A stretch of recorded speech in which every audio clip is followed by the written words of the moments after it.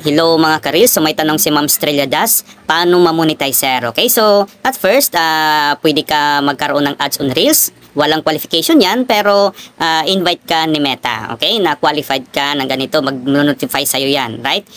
Kaya mag-post ka lang ng mga high quality content para mas malaki yung chance ma-invite ka sa ads on Reels, okay? At saka iwasan natin yung mga restrictions and violations para mas mabilis tayo ma-invite. Nakapo natin, okay? At saka pwede ka din sa in-stream ads, right?